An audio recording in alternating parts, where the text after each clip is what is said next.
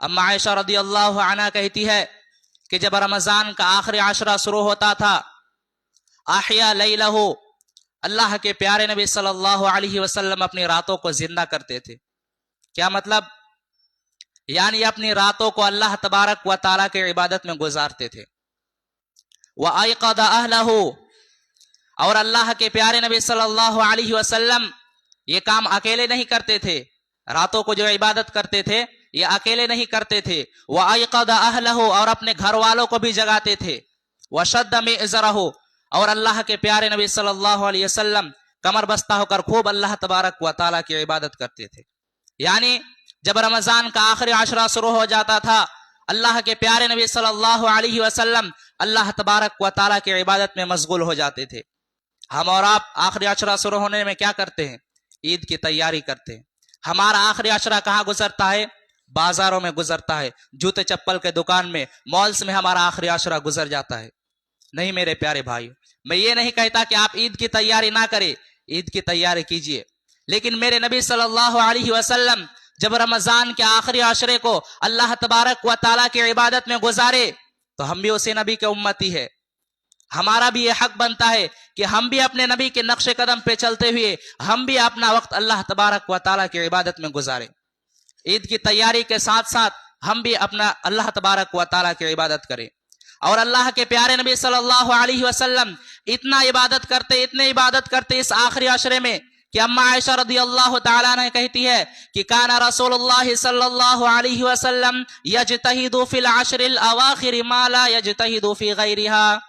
اما عائشہ رضی اللہ تعالیٰ عنہ کہتی ہے کہ جب رمضان کا آخری عشرہ شروع ہوتا تھا، کان رسول اللہ صلی اللہ علیہ وسلم یجتہد فی العشر الاواخر ما لا یجتہد فی غیرہا۔ اللہ کے پیارے نبی صلی اللہ علیہ وسلم رمضان کے آخری عشرے میں اتنی عبادت کرتے کہ اما عائشہ رضی اللہ تعالیٰ عنہ اللہ کے پیارے نبی صلی اللہ علیہ وسلم کی عبادتوں کو دیکھ کر کے کہتے تھے کہ لا یجتہد فی غیرہا، اللہ کے پیارے نبی صلی اللہ علیہ وسلم اتنی عبادت اور کبھی نہیں کرتے تھے۔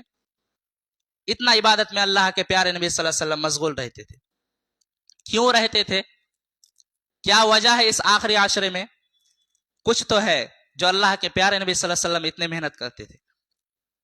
اس آخری عشرے میں ایک رات ہے جس کو ہم اور آپ لیلۃ القدر یا شب قدر کے نام سے جانتے ہیں۔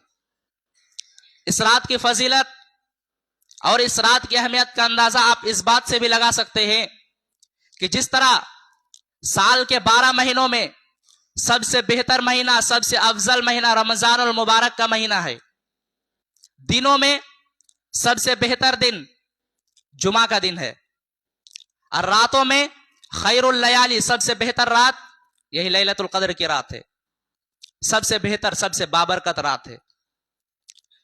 اگر آپ اس رات میں عبادت کریں گے تو آپ کے سارے گناہ معاف کر دیے جائیں گے۔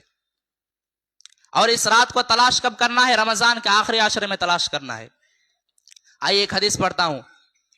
حدیث کے راوی حضرت ابو ہریرہ رضی اللہ تعالیٰ عنہ ہے، کہتے ہیں کہ اللہ کے پیارے نبی صلی اللہ علیہ وسلم فرماتے ہیں من صام رمضان ایمانا واحتسابا غفر له ما تقدم من ذنبه، جس انسان نے رمضان کے مہینے میں ایمان کے ساتھ اور اجر و ثواب پانے کی نیت کے ساتھ رمضان کے پورے روزے رکھ لیے، اللہ تبارک و تعالیٰ اس کے پچھلے سارے گناہ معاف کر دیتے ہیں۔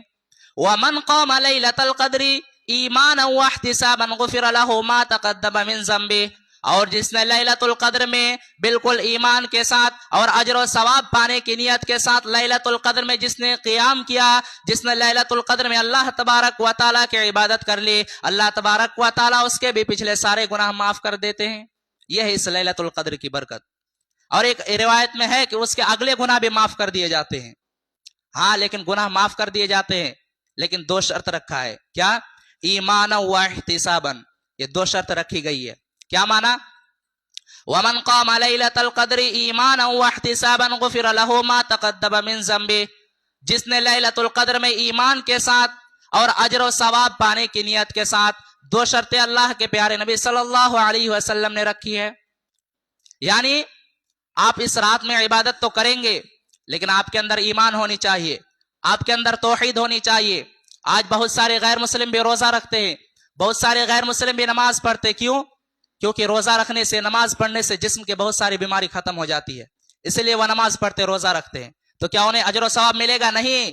توحید نہیں ہے، توحید ہونا ضروری ہے. اس لیے اللہ کے پیارے نبی کیا کہہ رہے ہیں؟ ایمان ہونی چاہیے، توحید ہونی چاہیے آپ کے اندر، تب آپ کے گناہ معاف کیے جائیں گے. اور دوسرا کیا بتایا؟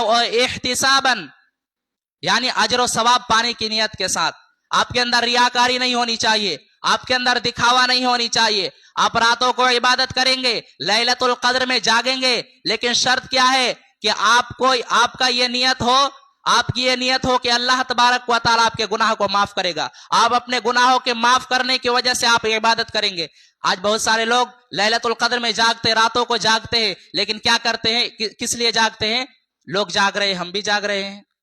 لوگوں کو دکھانے کی وجہ سے لوگ کہیں گے یہ بھی رات جاگ رہے ہیں، اس لیے ہم رات جاگ رہے ہیں.